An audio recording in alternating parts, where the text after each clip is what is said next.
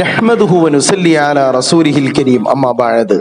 ഒടുവിൽ ഏകദൈവ വിശ്വാസത്തിലേക്ക് എത്തിച്ചേരുകയാണ് ക്രൈസ്തവ സമൂഹങ്ങളും.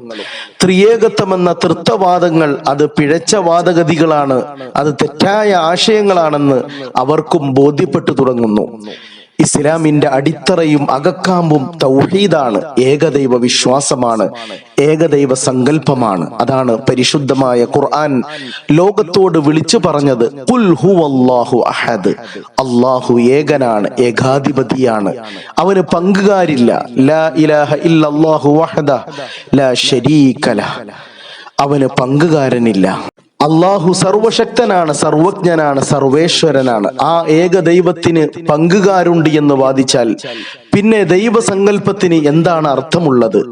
കല്ല്, കരട്, കാഞ്ഞിലക്കുരു മുതൽ മുള്ളുമുരട്, മൂർഖംപാമ്പ് വരെയുള്ള വസ്തുക്കൾക്ക് ദൈവത്വം നൽകിക്കൊണ്ട് ദിവ്യത്വം കൽപ്പിച്ചുകൊണ്ട് ആരാധിക്കുന്ന സമൂഹങ്ങൾ ഹൃദയം തുറന്ന് ചിന്തിക്കട്ടെ, മനസ്സിലാക്കട്ടെ.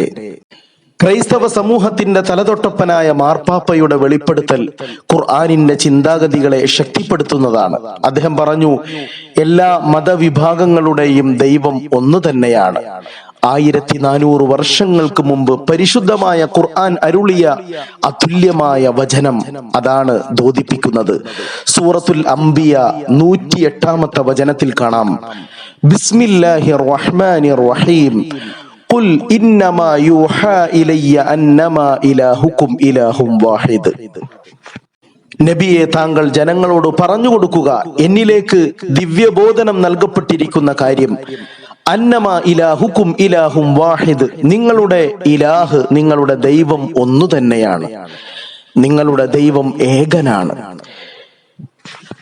ഇനി ഈ ഏകദൈവ വിശ്വാസത്തിന് വിരുദ്ധമായി ബഹുദൈവ വിശ്വാസം നമ്മൾ സങ്കല്പിച്ചു കഴിഞ്ഞാൽ അതിന്റെ അപകടവും പരിശുദ്ധമായ ഖുർആനിൽ അല്ലാഹു തആല വ്യക്തമാക്കി. ലൗ കാന ഫീഹിമാ ആലിഹ ഇല്ലല്ലാഹ് ലഫസദത. ആകാശഭൂമികളിൽ അല്ലാഹു ഒഴികെ വേറെ ദൈവങ്ങളുണ്ട് എന്ന് നിങ്ങൾ സങ്കല്പിച്ചാൽ ലഫസദത, ഈ ആകാശഭൂമികൾ നശിച്ച് നാമാവിശേഷമായി തീർന്നേനെ. കാരണം ഒരു ദൈവം പറയും ഇപ്പോൾ മഴ പെയ്യട്ടെ, മറ്റൊരു ദൈവം പറയും ഇപ്പോൾ മഴ പെയ്യണ്ട. അങ്ങനെ ഈ ആകാശഭൂമികളുടെ തർത്തീബുകൾ, ക്രമങ്ങളെല്ലാം നശിച്ച് നാമാവിശേഷമായേനെ.